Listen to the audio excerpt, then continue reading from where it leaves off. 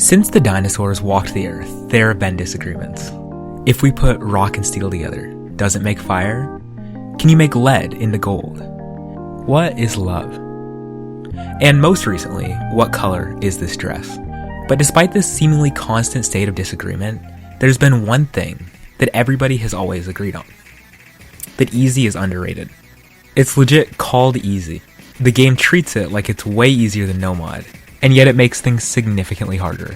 If there's a better representation of something being underrated in the system, I don't know what it is. But one brave soul has set out on a mission. One which is changing the makeup of Osu as we know it. His name is EZChamp. Someone who against all odds has become an easy DT farmer, and reached the top 500 of the game with nearly it alone. We've in the past seen players like Whitecat and Badu farm easy DT to a certain level, but it's always been outweighed by much less underrated mods. Which is why EZChamp is singular in his abilities.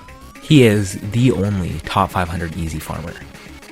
So, what's behind the man attempting to make easy viable, and how did he become one of the strangest players in the game?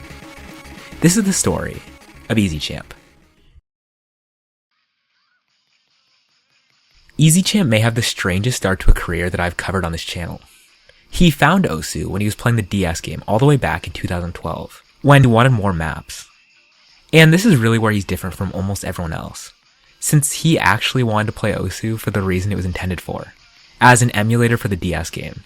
But in 2012, he only ended up playing around 400 times, because by his own admission, he was so bad at the game that he would pretend that he was playing the map with touchscreen like in the DS game. And after this brief foray into playing, he wouldn't touch the game for 3 whole years. But in 2015, he returned, and had another strange turn in his career, when he decided to download a bunch of map packs. Map packs, which had not been updated since 2011. This meant he basically filled his library with only maps from 2011. And so, when he played a decent amount that year, he would only ever get to 30 PP. But in the process, he would learn unconventional reading, and especially low AR. He would play on and off for the next year, until finally, he discovered farming. But in one of the strangest early top plays, he would begin to play easy DT and farm as a mid 6 digit. During this time, he also decided to buy Supporter, and since he was tired of his current name, he decided he'd switch it up. And what did he do at this point? Well, he played easy. So what could the name possibly be? EZChamp. It's perfect and terrible, although I really can't say anything. So with this new name, EZChamp set out on becoming one of the first easy farmers. But he'd play fairly infrequently from 2015 to 2019, and so he really wouldn't get much better. But despite this, he would still lay the groundwork for the extremely unique player he'd become. And when he came back, everything would seem to come together, because he'd actually start improving fairly quickly. And after only 25k play count, he was able to get a 300 with easy DT. That's something that few players who play without easy can say. And it was where it started to become clear that having low AR as the entire basis for his skill set made him different. Because he'd also be able to get his first 400 easy DT, and then technically his first 5 and 600. But it's Hidamari no Uda, so it doesn't count. But at this point, it was sort of unheard of for anyone with this low of a play count and rank to be an easy DT main, because of the massive amount of learning it takes to get there. But I asked him, and EZChamp said that at this time, the most comfortable AR for him was 4 to 7. That's absurdly low. And on top of this, he was also very good at reading old style maps. But as time would progress, he'd become better and better easy DT. By the end of 2019, he was able to get 400s fairly consistently. But this was where the limitations of easy DT became a bit more clear. Since while trying to get anything above 450 PP, he was having to play maps like Sunglow and Union. Maps that would give 900 PP plus with DT. He basically had to learn how to play maps that most wouldn't have to until they were literally a top player. But this is where his long time playing with easy came in even more handy. Since when he'd play without easy, he'd struggle a lot on accuracy. But with easy, he'd pretty consistently be able to get 99% plus, even on maps that were far more complex than most 4 and 500 PP maps. It also negated one of the biggest downsides of easy, which is that for most players, the bigger hit windows for easy make it far more underrated. These smaller hit windows give way less PP, but since EZChamp had built his playstyle on these crazy low ODs, he he basically completely negated this downside. And especially by the middle of 2020, this was really paying off. I mean, he got plays like a Teo EZDTFC, along with Sunglow and Remote Control EZDTFCs. These last two plays in particular marked a shift for EZChamp, at least in terms of level of play. These were both maps that were considered extremely difficult to FC without EZ, and Sunglow especially was a map that no other EZ player had managed to even get close to FCing with EZDT. He would also EZSS Shotgun Symphony, and then FC it again on the 2008 client, which makes the map significantly harder. But in terms of PP, 500s wouldn't become common quickly. It was clear that at least with EZ, it was going to be very difficult to get more of them, since especially around the 600 PP range, you can only really play maps that give 1000 PP plus without EZ. It's absurd how much the mod takes off. But despite this, EZChamp would be able to reach the top 1k, becoming one of the strangest 3 digits in the game. He'd actually climb pretty quickly too after, and especially after a pop-off in the middle of 2020 where he got 3 500s in just 2 days, he would climb all the way to the low 800s. And along the way, he'd also get some pretty cool scores, like a Chipscape EZFC. And after all of this, he would set his magnum opus, his Akatsuki Zukio FC. Oh my god! Oh my god!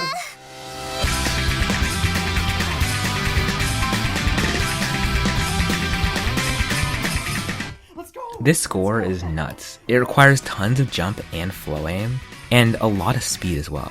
And because of this, it was even worth 550 PP with EZDT. On top of this, he'd get an In the Night where Sorrow's Resound FC, which is legit just a speed map. It's by far the best easy play on the map, and it was his new non-Hidamari top play.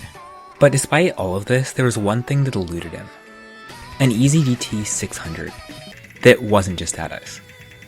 And when I say it eluded him, I mean that while he found an entirely doable 600 map in Sunglow, he would be entirely unable to get it. He got to the end jumps a ridiculous number of times, and 9 of those, he only missed once. But he just couldn't do it. Until finally, on the 10th try, he finally got the luck to pull it off.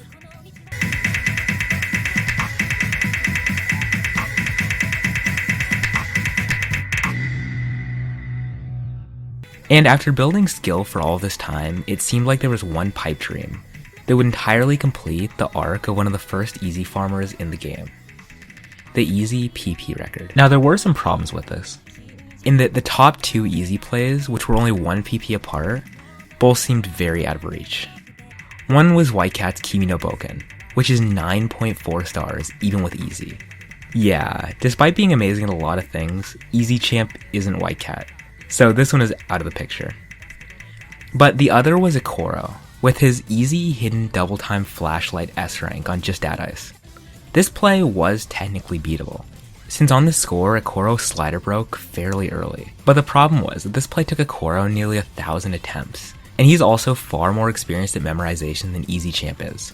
But for something as monumental as the EZPP record, EZChamp was willing to put in the time. As the weeks ticked by, he'd put in a huge number of attempts, but it would yield some pretty good results, and he'd make very substantial progress in the map. In this period, he probably spent more than 10 hours playing just this single map, with some of the most janky mods in the game. But after well over 1,000 attempts, he was closing in on the score. The biggest achievement he'd ever made.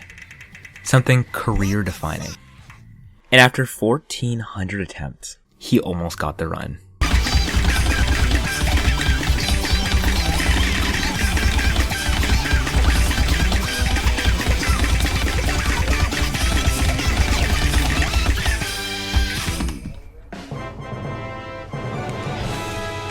No. Oh my god. 750 PP.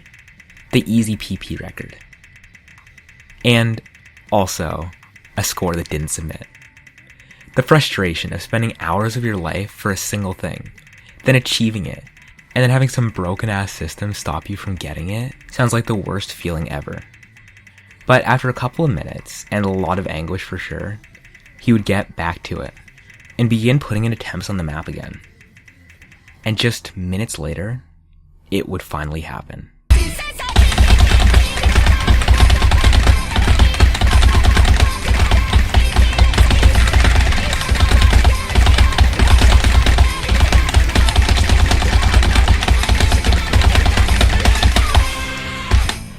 Let's go! Yeah, Let's go! I'll buy two. Let's go! Oh my god! Finally! After 1,500 retries! He became the Easy PP record holder, and cemented his place in the history books once and for all. After this, he had just one more goal: 12,000 PP. There was a pretty long way to go to get there, but he put in the time, and it seemed like nearly every day he was getting another 500. And he would shoot up the rankings, going from number 800 to the top 500 in under 3 months. And at the beginning of July, he finally reached it, completing his last goal and becoming the first Easy player to ever get 12,000 PP. EZChamp is pretty nuts. In the past, many skilled players have picked up EZDT on the side, i.e. White Cat and Badu, but few have ever put in the time to make it their main mod. And fewer still have reached the top 500 of the game with it. Actually, not fewer still, literally no one else. And as the highest ranked player with Easy only, and the holder of the Easy PP record, I think it's fair to call EZChamp the Easy Champion. I honestly wouldn't be surprised at all if another player like EZChamp never comes along, because the way he's gotten where he is so special.